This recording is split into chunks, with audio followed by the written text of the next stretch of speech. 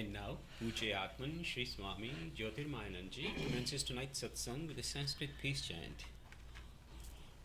Om Purnamadaha Purnamidam Purnat Purnamudachyate Purnasya Purnamadaya Purnamevavashishyate Om Shanti Shanti Shanti. We begin with Mystic Song by Sri Swami Lalitananda, played and sung by Sri Swami Umananda and Rajneesh. Our song tonight is based on a poem by Swamiji. It's called I Am Air.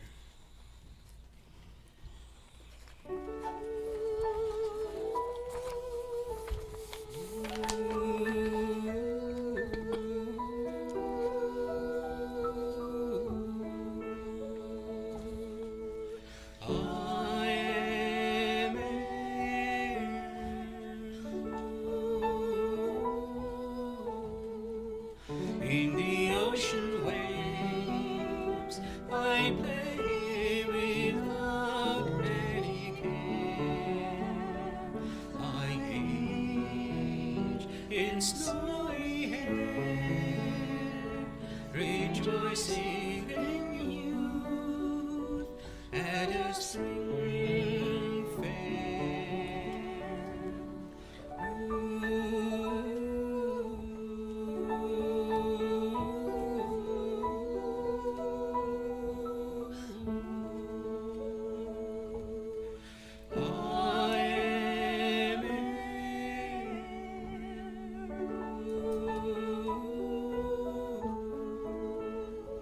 I blow in storm,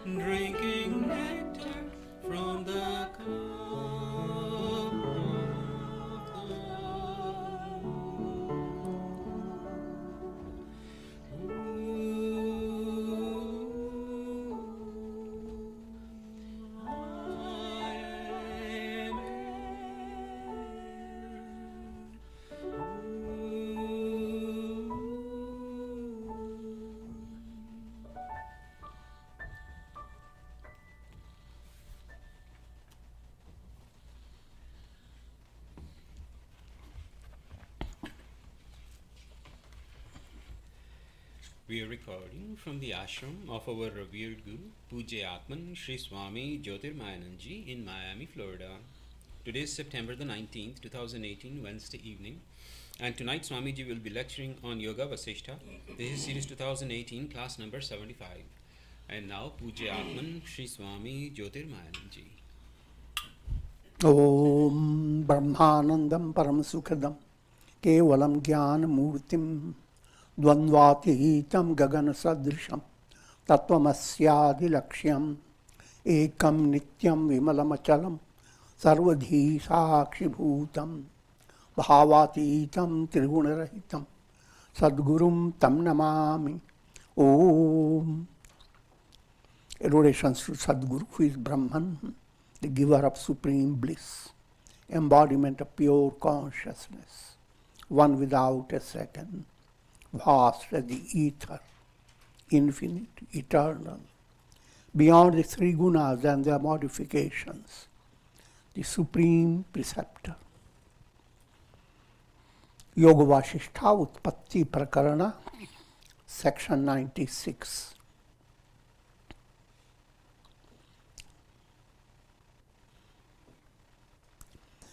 Sri Rama asked, O sage, please explain the implications of different names of the mind.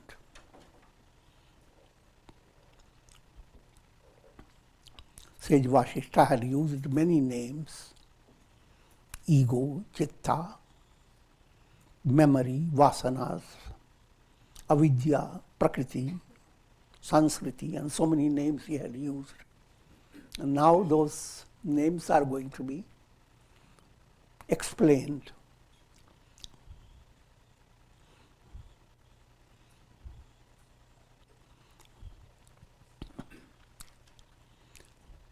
All experiences in the world of time and space are mental projections.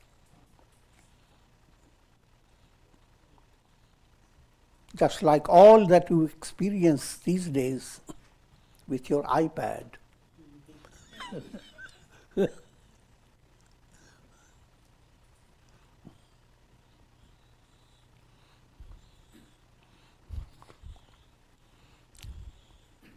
And there are, when you go to sleep, this iPad moves away, but just under your pillow or near your pillow. Doesn't move away completely. The moment you wake up, the iPad comes back.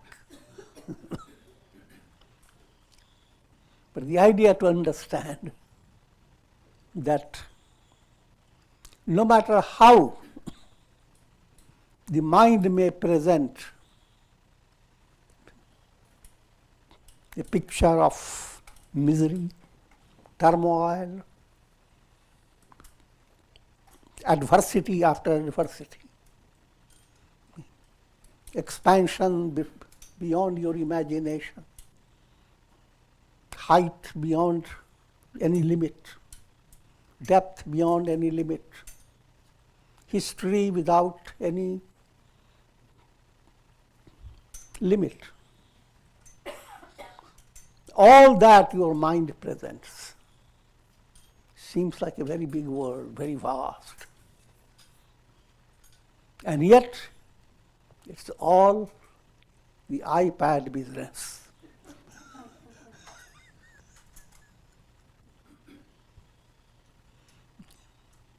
For easier understanding,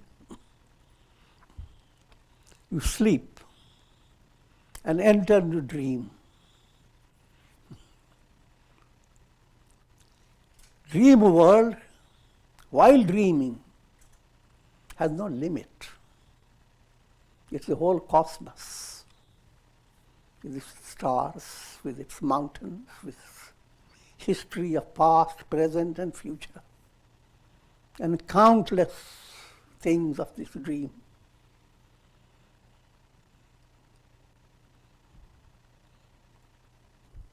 But when you wake up,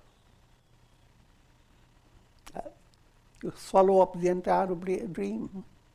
without belching.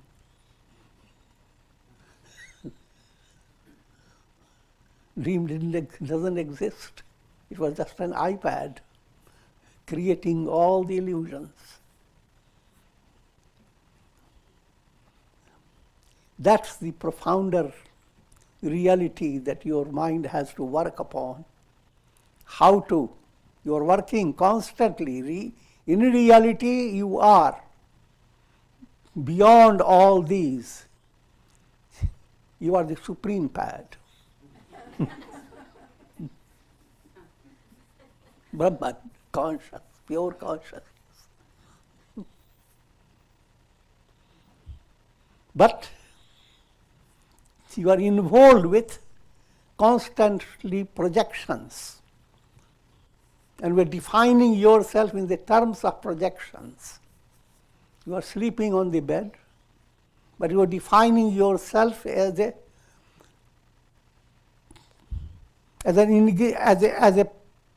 personality, as a person in a dream world. Both at the same time.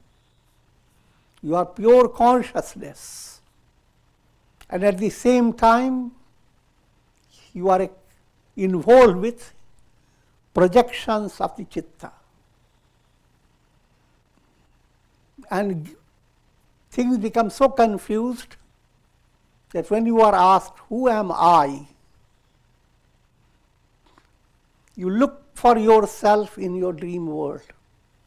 And with your dream concepts, you try to define, who am I?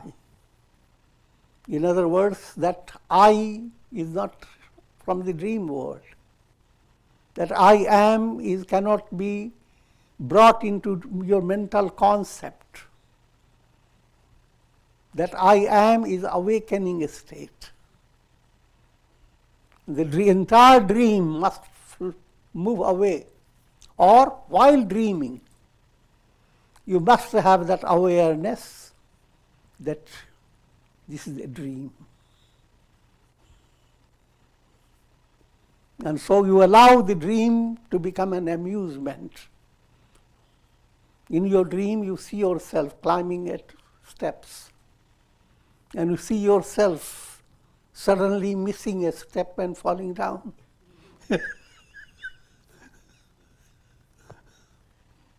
Or succeeding. But no matter how things operate in your dream, once you have gotten that type of understanding, the dream experience and becomes a leela, a sport.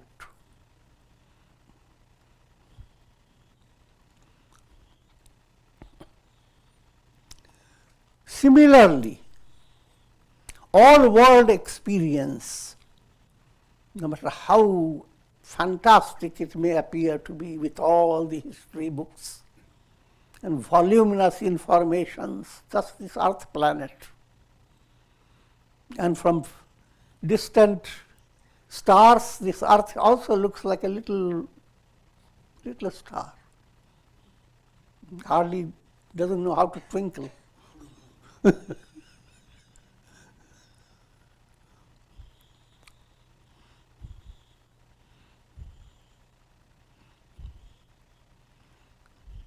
So turn your attention to all these are created by projections of the citta.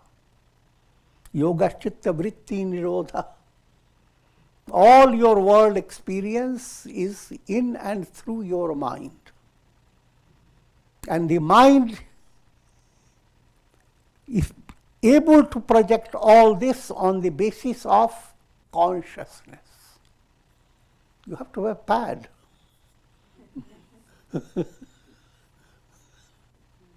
And not a single projection can exist without the support of the consciousness. So all that you are experiencing, behind that reality is Brahman. Brahmayam Jagat. The entire world is nothing but Brahman, the Absolute. But this information comes in your intellect and Your sadhana allows you to remove your mala, gross impurities, work upon your vikshepa, your subconscious desires, finally remove ignorance. The sadhana allows you to develop that intuitional vision which, as if the soul that has been sleeping wakes up, throws away all illusions. Always the description becomes always allegorical.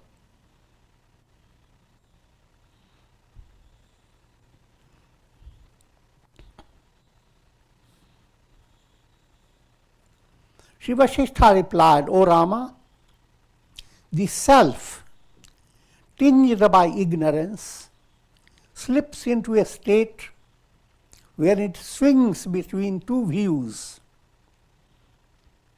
This is so or this may not be so. Then it is known as manas. The role of mind. Mind does sankalpa, vikalpa. Mind handles something, but it is not secure. It has slippery hands. One hand hold it, and it brings a concept, this is how it is. But suddenly slips from one hand to the other hand. And that brings another type of angle. No, the way I thought about it is not like that. It's positive, it is negative. Because vividha. The mind handles things with always two aspected. Who helps the mind is intellect. Operating behind the mind that gives a judgment. This is evaluation. This is right. So mind and intellect has to be in tune to bring about the evaluation of things. And that again is not completely correct. Your intellect is dominated by your ego. So intellect is not experiencing things clearly. And behind intellect and ego, subtle desires, vasanas, have colored the channel through which you want to experience. All these subtle things have to be understood.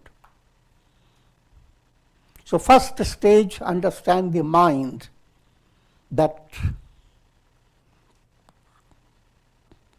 creates sankalpas.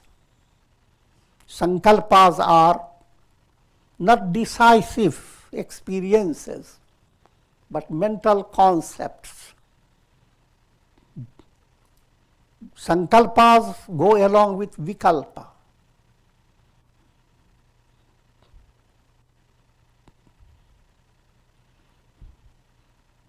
To give you more elaborate understanding,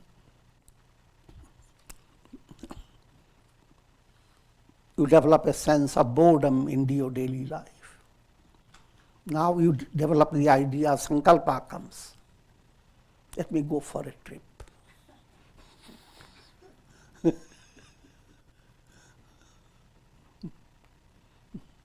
And then vikalpa says, let's Google it. How many places can I visit?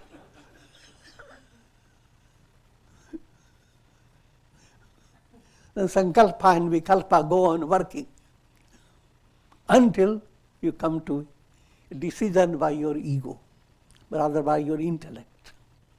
And intellect and ego are together. And that goes on. But if you are doing sadhana, all the sankalpa, vikalpa lead you to a positive track.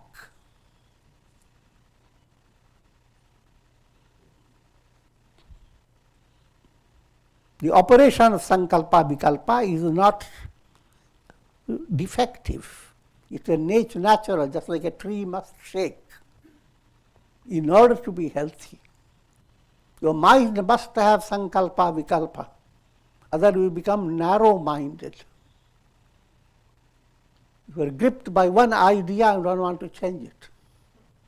But sankalpa vikalpa keep your neck relaxed.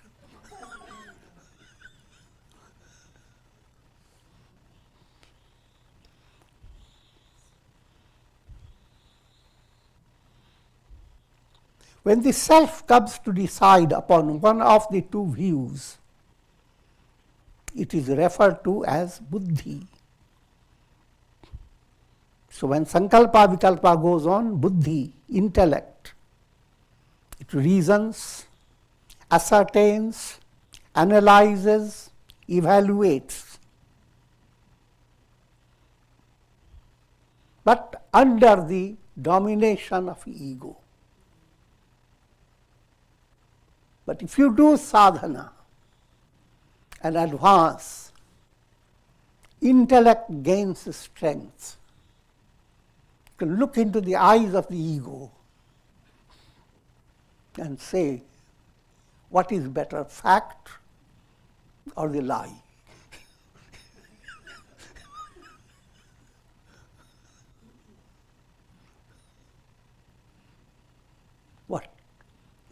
What is revealed by intellect, that is the fact. What ego wants to believe, that's a lie. Unless ego is in perfect tune with your intellect. So those subtle points are being brought out in this scripture. This is Vedantic psychology.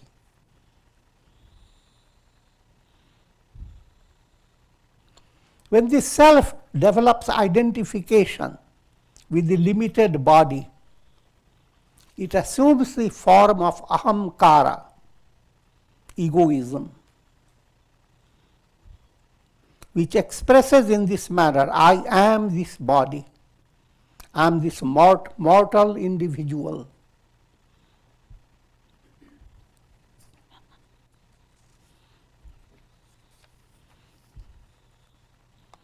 Ego is a result of non-discrimination in your deeper level of your understanding. You are facing a mixture of self and not self. You are mixed up. You don't know whom you love, yourself or your ideas. And you find a difference. You forget about yourself and roam along with mental sankalpas and vikalpas. But the truth remains, you love the self. Your own existence is the first priority. And then everything else has its value. But your own existence now, if you focus, what is me? Now you come to understand there has been a mix-up as long as the mind is not perfectly clear. Your me has been mixed up. The screen has become mixed up with projection. So each time we look at the screen, we're looking at a big pig.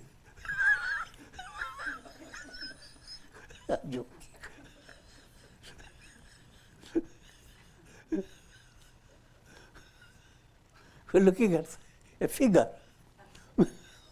But behind the figure, it is the screen that is the reality.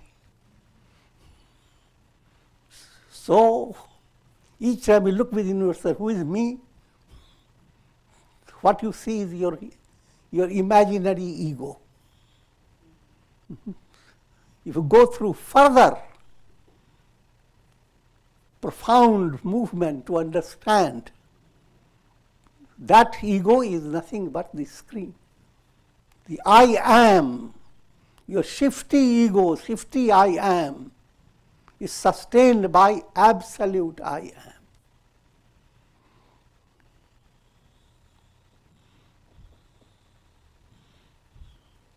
So there is a constant project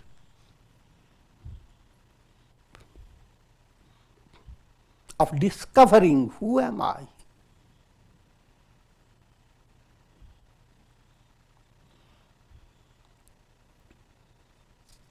Remember that.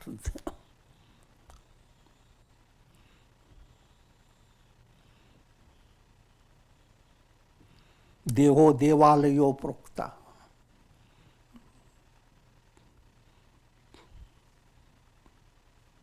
And the Ishvara Deva within you, Jiva Devo Sadashiva, this soul, what you call I am, in a limited way, through a limited mind, that I am is Sadashiva.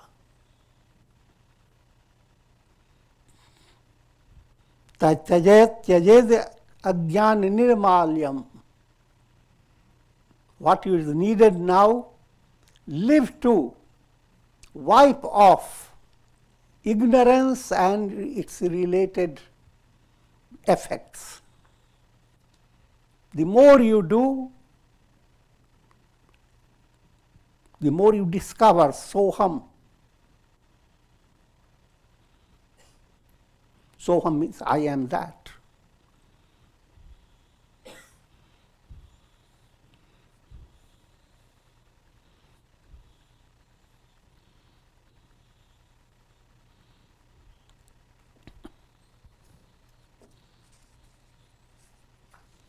This egoism is the root cause of all evil. Because egoism doesn't allow you to come to that realization, Soham. It is Soham that has been veiled by lot of muck, karkat.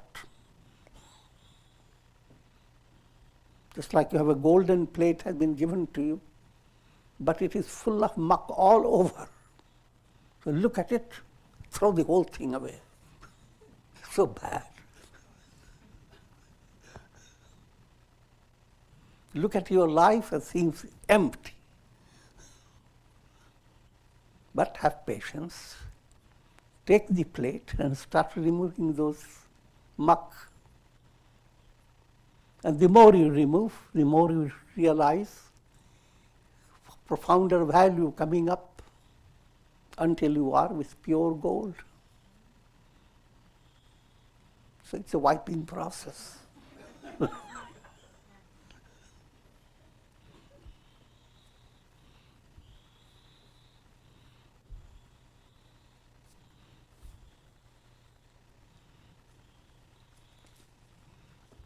When the self wanders like a child among the memories of the objects, drifting from one object to another, it is called chitta. Here chitta is used in the terms of subconscious. When you are relaxed, subconscious takes over your mind. And you simply see your mind just wandering. Mind becomes a little nitwit, kid. It just goes on wandering.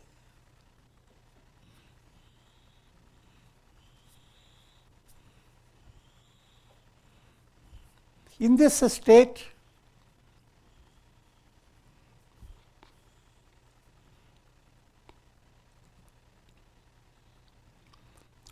there develops dullness.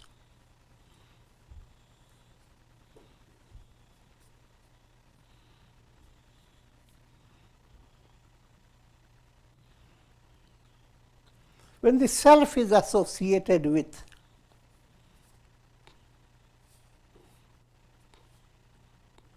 bhava pratyaya,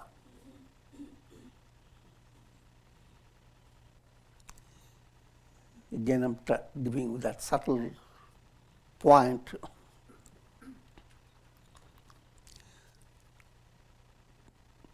Experiences arising out of your thought waves all those experiences are called bhava pratyaya.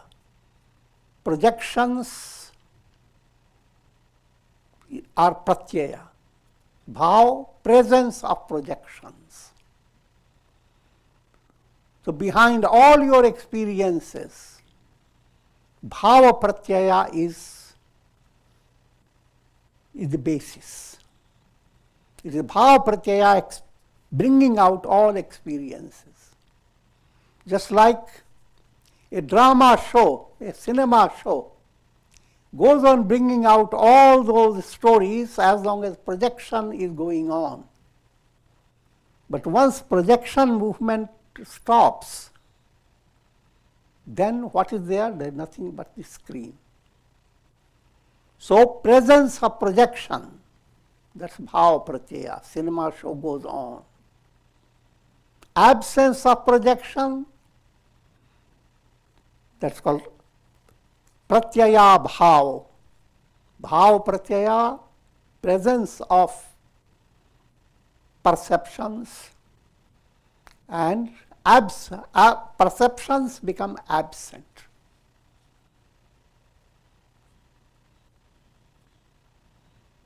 So all your experiences are in the realm of bhava pratyaya.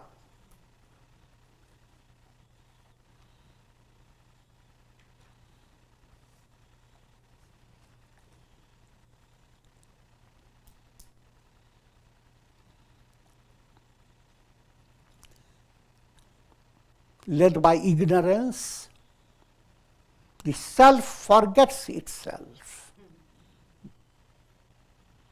Who am I? The real I am moves away from it. It is always operating, but you don't see it. Put yourself near a mirror and you find some little trouble in your face. And you become so miserable, and you go on looking at the mirror. But all the while, mirror has nothing to do with it.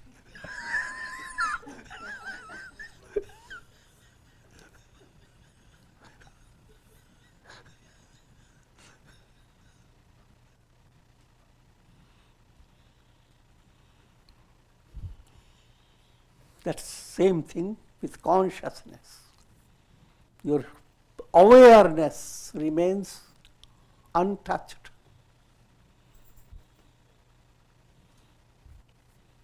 Put it again another way. All illuminations here, they create a lot of drama. But the real source of all illumination is the sun. And the sun is not creating any drama. Sun is simply shining. Consciousness is not creating any drama. Only when the sun begins to flow through a cloud, only when consciousness becomes involved with sankalpas, vikalpas, the cloud of illusion, the same consciousness now creates lots of troubles, the whole world experience. But if the cloud moves away, you can face your world experience two ways. Keep the mind as it is, keep the cloud as it is, and go into vast turmoil of illusion. Or go on changing that cloud. Allow the cloud to become little silvery. Now all your experiences begin to change as the cloud changes. Now go further. Don't stay with simply little change in the cloud. Allow the cloud to completely be saturated with the rays of light. And it has no choice but to simply vanish. When cloud has vanished, it has not done any good to the sun. Sun has been always the same.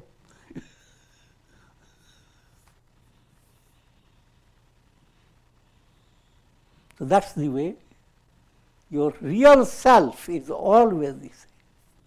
I am that am I.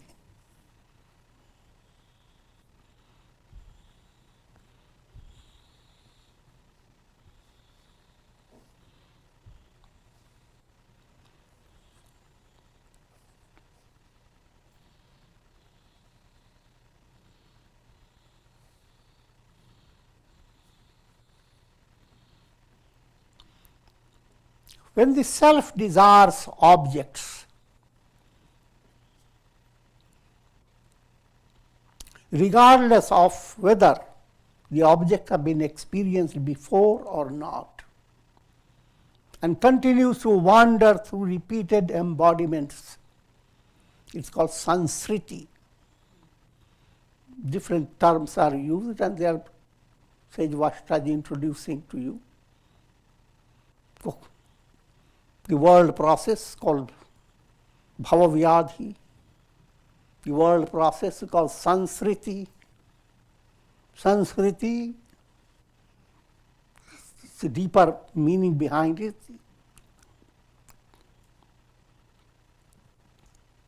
The deviation in vision. Vision has become refracted vision. And how does it look like? In experiences that made you extremely frustrated. But you don't learn any lesson about it. Go back to the same. Same things you experience in one life, and even while within this life, things that you vomited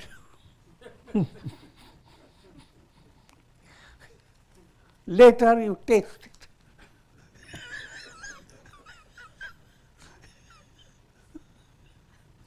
It's a crude way of explaining.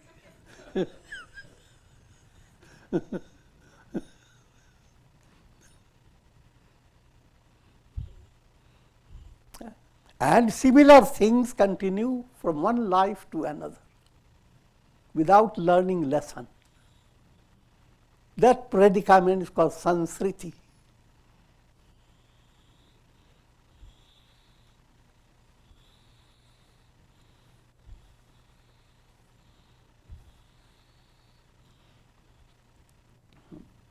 Okay, give me a moment. Intermission.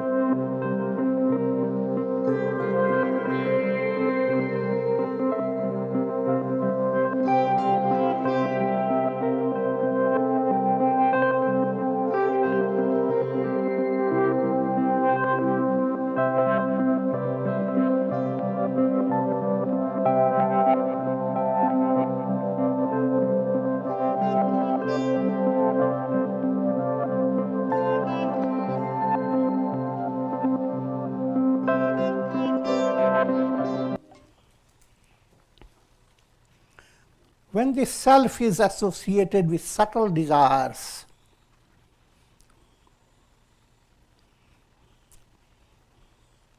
wherein the conscious desires and their objects have subsided. In other words, you are not aware of what you want, what is your desire, and what object you are after. That experience is in your conscious mind. Subconscious,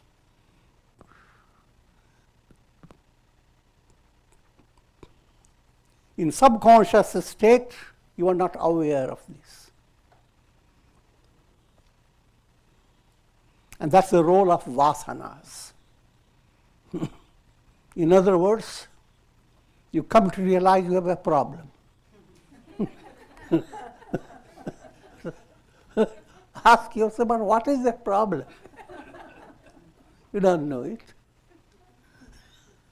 Others ask of you, what is your problem? You don't know it.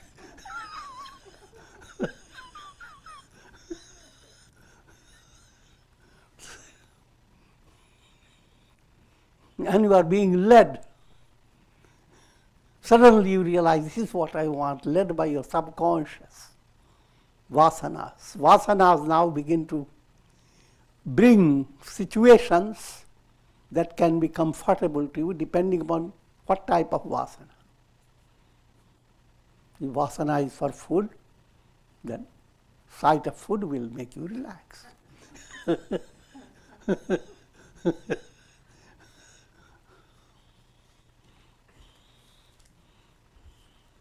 Now at this stage, understand vasanas exist in different stages. In children, vasanas exist in prasupta state. You don't know exactly what children want. They seem to be completely free of problems.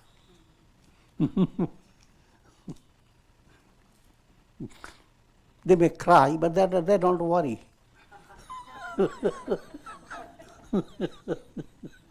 They have quick solution. For every problem, mother is the one. Slap back.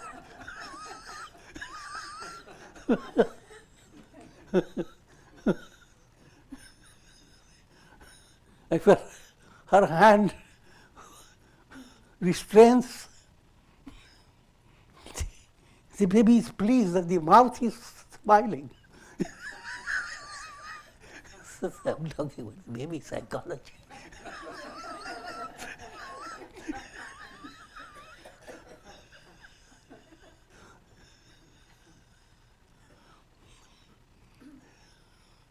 That's called prasupta state. If prasupta state became in a positive direction, prasupta is like -4, positive +4. If the world became so illusory that you are as if in a state of sleep, and little aware that some mosquitoes are buzzing around your nose, and sometimes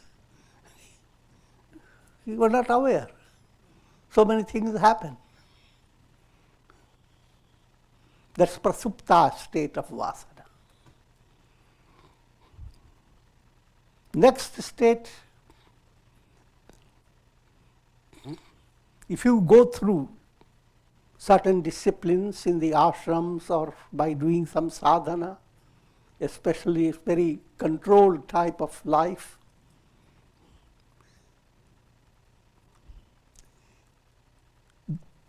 vasanas come into a state of called attenuated.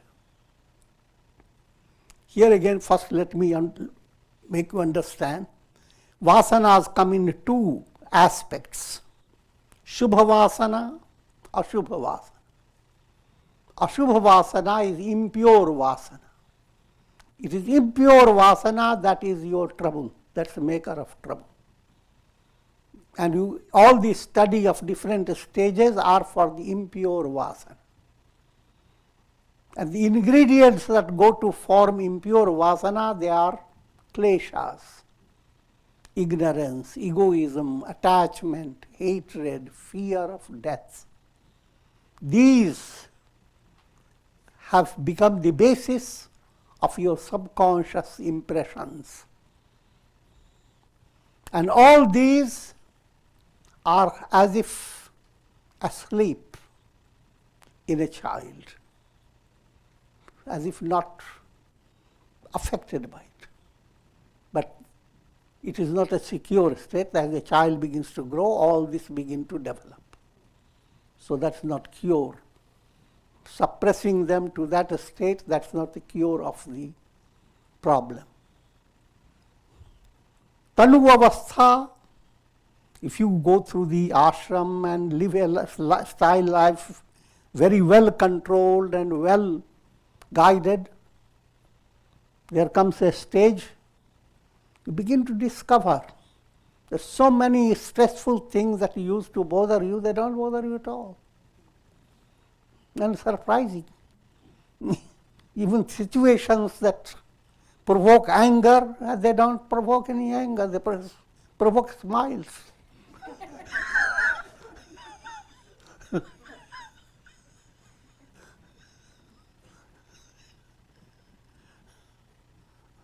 Now there comes another illusion. I have become enlightened.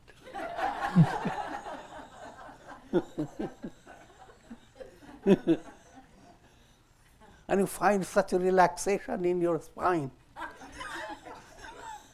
Kundalini has risen.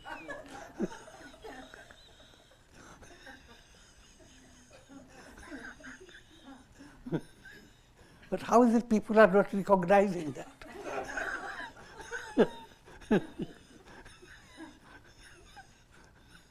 It should go viral. Not virus.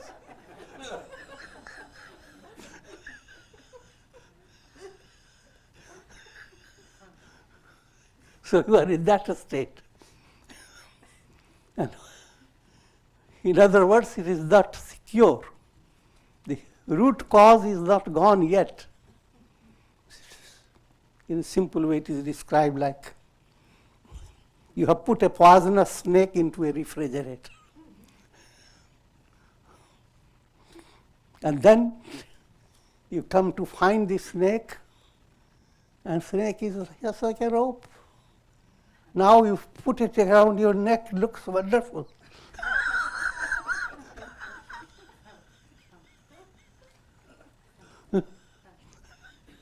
And then you become a little compassionate for the snake, bring a little milk to it. And now the snake also becomes little playful and bites.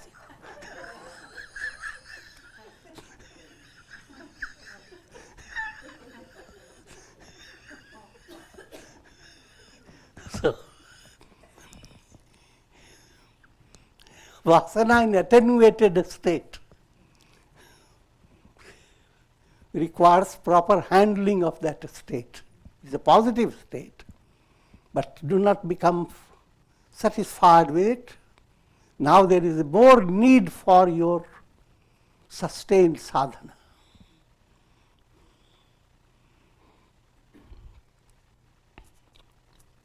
Next state, these are not in sequence, they are different angles of this state.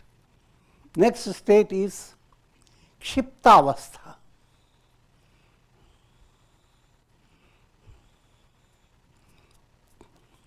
Called vichinna. Vichinna means layered up.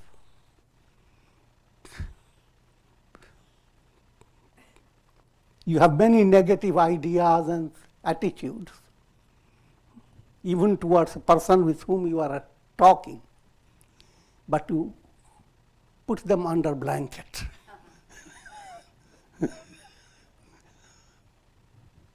More clearly, giving another illustration, You invite people in your house and you have suddenly invited without keeping your house clear. So what you do, put all the dust and worms under the rug.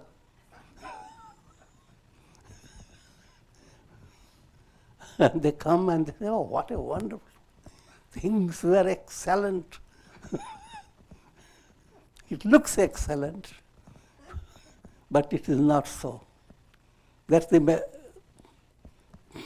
description of what people call good people in a majority level.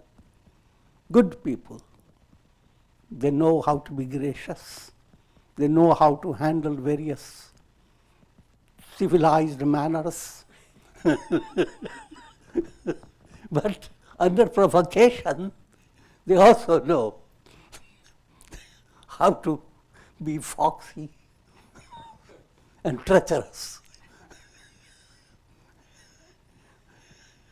So that's called vichinna, layered up, good and bad.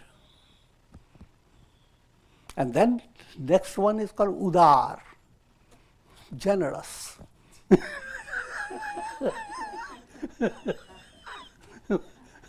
Term udar, generous. But what it implies, now you don't feel like hiding anything. You're angry, you explode. And in your explosion, someone tells, anger is bad for you. Have you not read in the scriptures? I say, how dare you say that? This is my righteous wrath. You will try to develop wrath.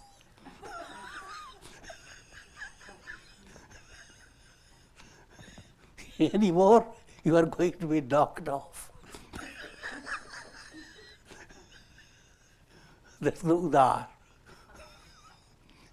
So understand your vasana in different aspects.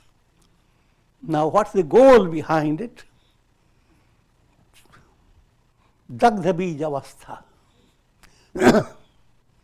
When you develop the subtle, intuitive knowledge, who am I?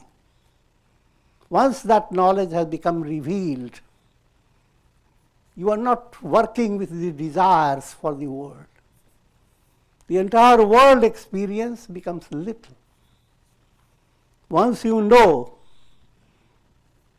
in a wonderful dream, suddenly you know it is a dream. Now the entire dream has no meaning for you. Similarly, when knowledge, viveka buddhi dawns, the entire world has no meaning for you. Implying at a deeper level, you don't want to stay stuck to the world. Day by day you are working to attain liberation. That becomes your deeper involvement. And if you progress, you do attain that state where all your vasanas, the negative vasanas, they become roasted. They are there, but they will not create new births. They will not create new karmas. But you can, just like popcorns, they can't be sown into the earth. But as long as you are watching the drama, you go on eating them.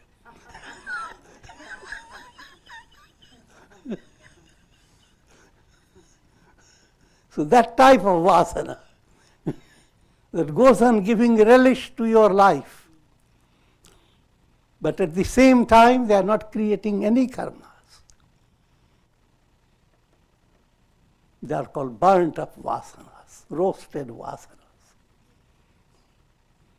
So those, when the person has attained enlightenment, that's what has happened to his vasanas. Vasanas become roasted, which become more spicy.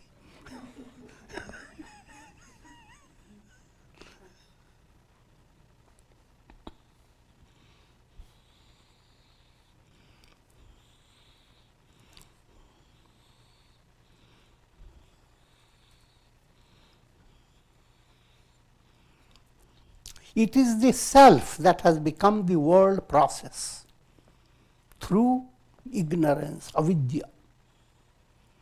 When it regains the awareness of itself as different from the world process, that understanding that lets you understand that you are not the ego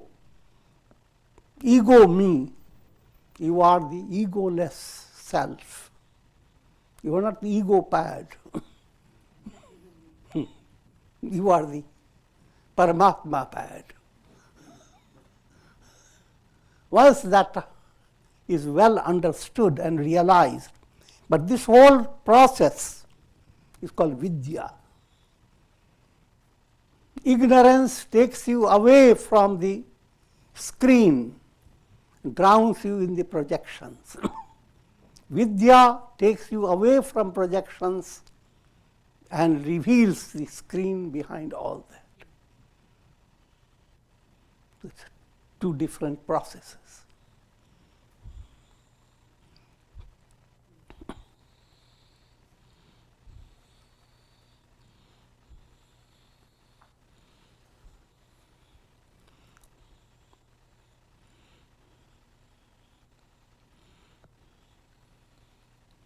When the self creates obstacles to the revelation of its own essential nature, it's called mala. Cure mala by your malas. Repeat japa. Cure mala. I'm joking.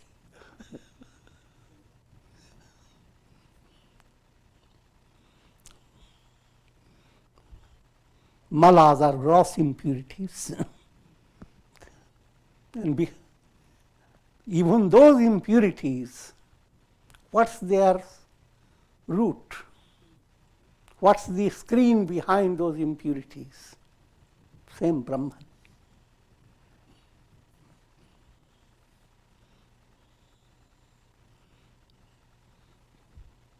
All the negative things that come in your mind, they are mental energy. Mental energy, in reality, is the absolute energy source from Brahman. For simple understanding, I always give you the idea of short-circuited energy. Same electrical source that has given all the conveniences becomes the cause of short-circuited energy, giving lots of troubles, can be extremely dangerous.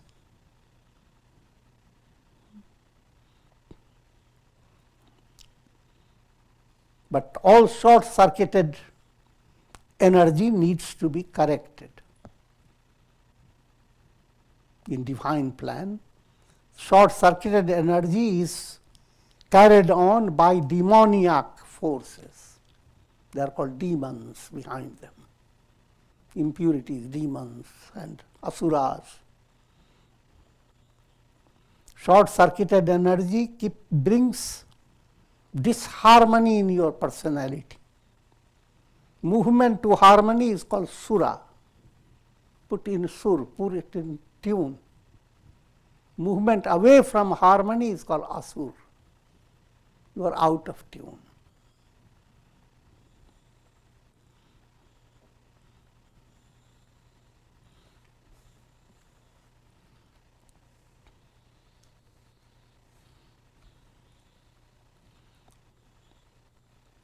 Led by mala, gross impurities,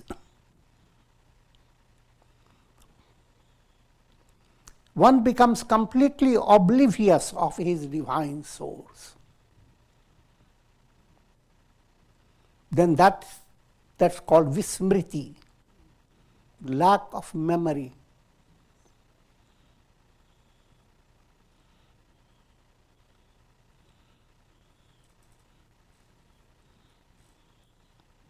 And this vismriti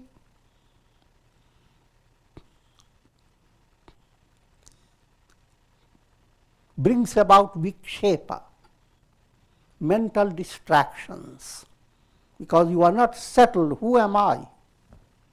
Now, therefore, you are led by many illusions of your mind.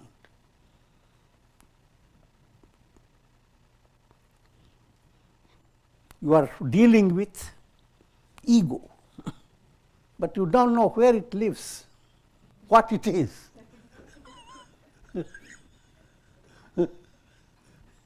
You go to sleep and ego is not there. And you don't miss it. But throughout the day, ego is highlighting you.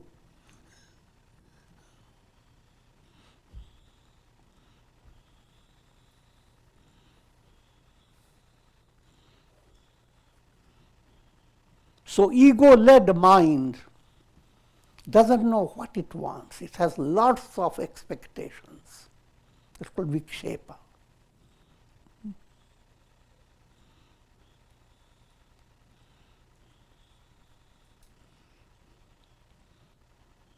And vikshepa has been caused by vismriti, because you are not aware of who you are.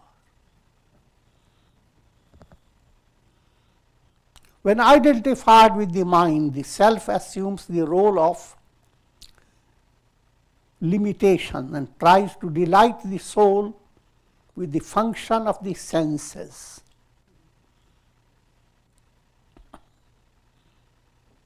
That state of the soul is called jiva.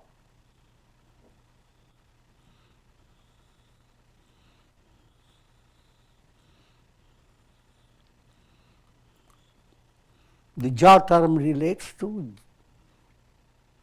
punarjanma, janma mrityu bandhan, the bondage of cycle of birth and death. The soul that is gripped by the disease of cycle of birth and death, that soul is named jiva. Jaw is in troubles.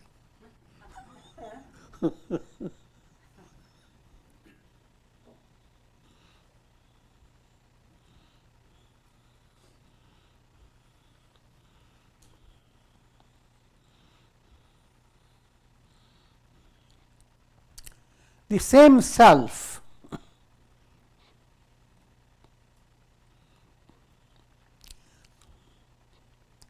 is called Prakriti.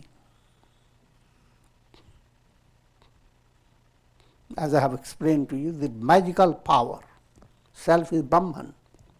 Prakriti is the magical power.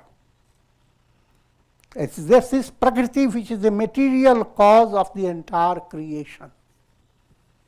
The entire creation is the magic of Brahman. But don't be upset. Just don't come under the magical spell. If you are under a spell, then you are in big trouble. But if you are already in spell, you know, learn the art of getting out of it. That's what the whole spiritual study is.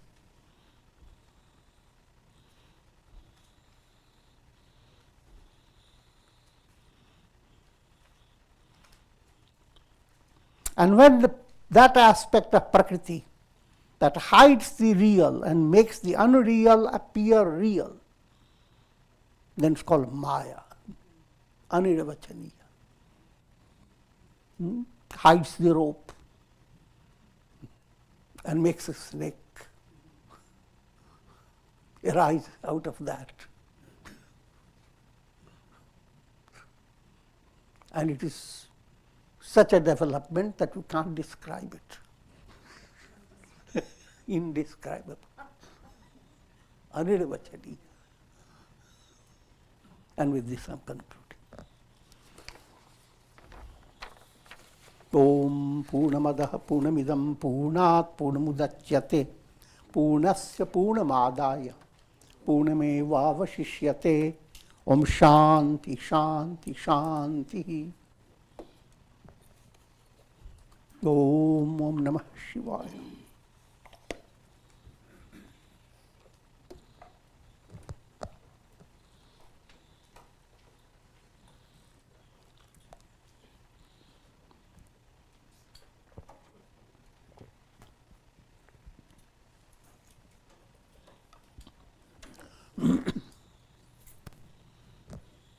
If anyone has any questions, raise your hand.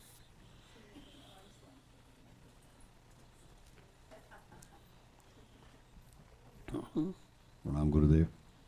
Gurudev, can you describe, please, how the Purushartha arises? I mean, you men describe the way the Prakriti works through Sattvic state to create Brahma, Vishnu, Mahesh, and Tamasic and Rajasic, so Avidya, and so on. So is it Purushartha, self-effort? Seems like it's coming from a Sattvic state. Or how does that arise, and what nourishes that?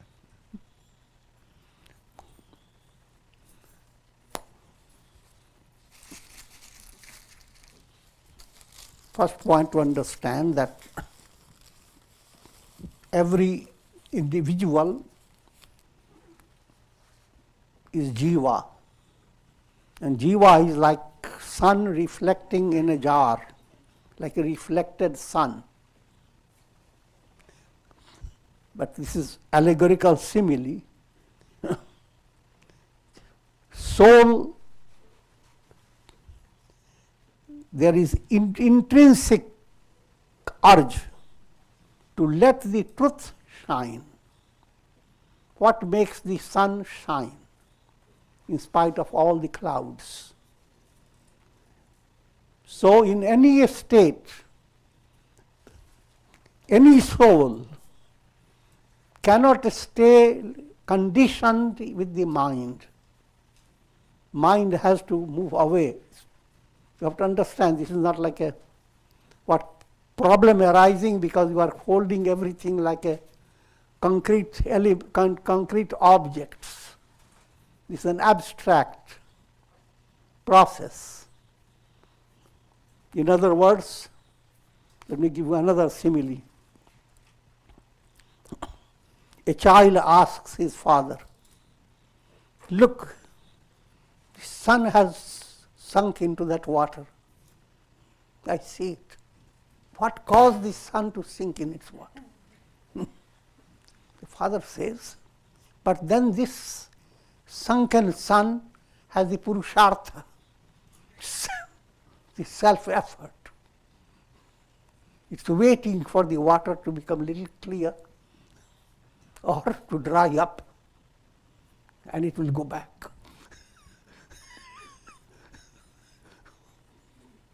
Now the question, who created the Purushartha? Figure that out. Purushartha is the very urge of the soul to shine.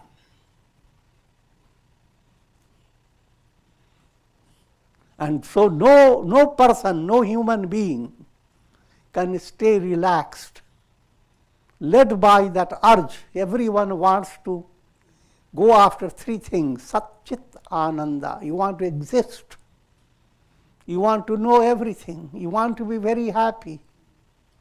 But all this cannot be gained in the world of bhava pratyaya, in the world of projections.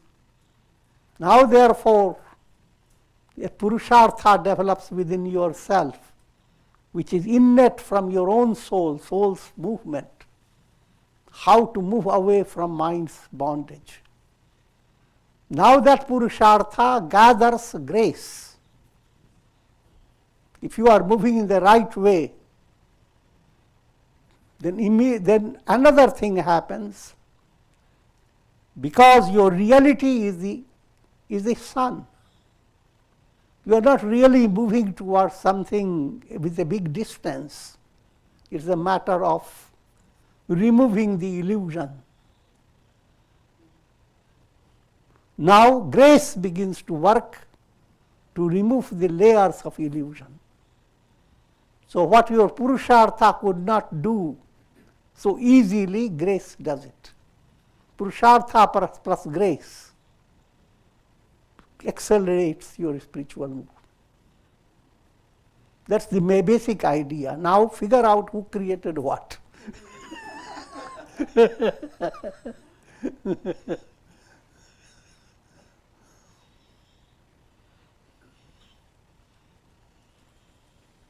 I have one more question.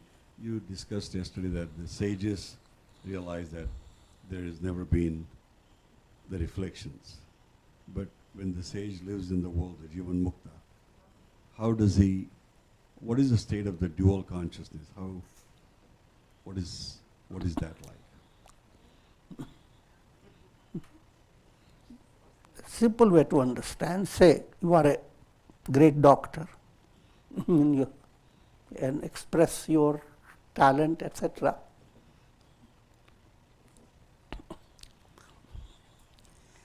And at the same time, with your little children, you play their toys. Another child is looking at this big grandfather is a kid. But he's not a kid. He's playing with them. But he doesn't have the same mind like other children have. He has double consciousness. Figure that out, double consciousness.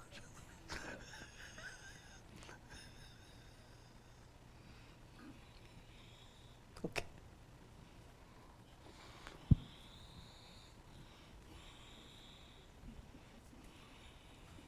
Tomorrow night at 6 p.m. there's a discussion group that meets every Thursday from 6 to about 7:15, discussing a variety of topics of interest to those who participate.